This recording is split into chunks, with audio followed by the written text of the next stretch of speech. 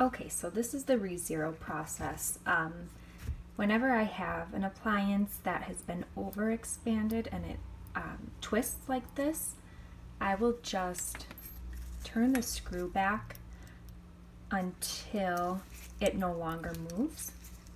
That way it will be nice and sturdy when you go ahead and apply the acrylic. So a little movement is okay, just like that is perfect. So I order all of my acrylic from Great Lakes Orthodontics. This is what the monomer looks like, and this is what the polymer looks like. And then I just put it into smaller, easier to work with tubes. So the first thing I will do is roughen up the surface, where the slit is. And I'll take a really thin burr, one that's nice and skinny. And I will just roughen up the surface so the acrylic sticks a lot better. And all I do is make little cuts.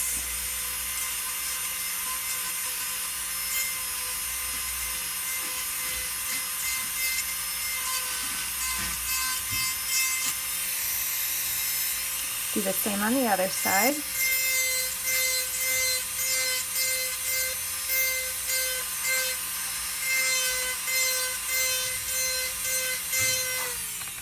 If you don't do that, you do run the risk of the acrylic not sticking as well and just kind of falling out. So once you have it all roughened up, what I find easiest to do is put my finger on the smooth side. I hold my finger as a guide, just like that, and I'm going to pour the acrylic and kind of shape it to the appliance. So I usually pour a little bit of liquid first, and then always make sure you wash your hands right away after this. The monomer seeps through the gloves and it can be very irritating. So I do the salt and pepper technique where I just pour a little bit of the polymer, a bit of the monomer, and just keep going until it fills up. And at this point you won't have to worry about the screw cementing shut. I will show you how to adjust it so that the screw stays open. Just keep going.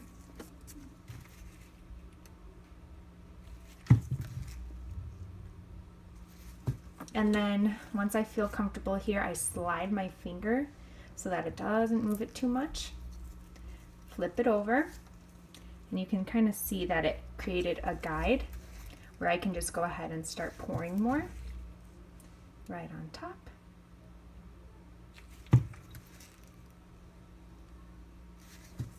And then just keep going. It's better to have too much than to have too little.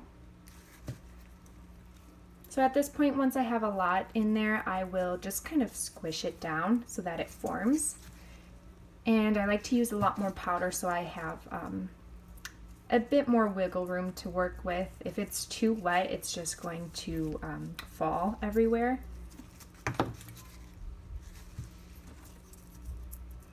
And once I feel satisfied, what I'm going to do is take a straight key like this. You can use one of the blue keys, but I find that something straight is a lot easier. And you're going to find the hole. So I always look for where the arrow is, and it's usually sitting right next to it. And it's a little hard to see here, but I'm just going to find where the hole is.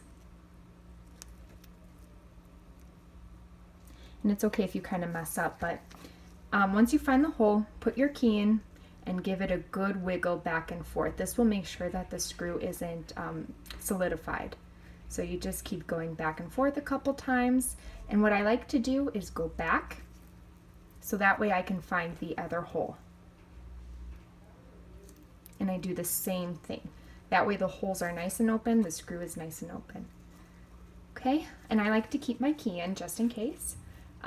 So once you're satisfied, what you're going to do is soak it in hot water until it hardens, and I like to keep the hot water running, and it'll set within, I'd say, 5 to 7 minutes. So I'll show you what happens once it's all nice and hardened.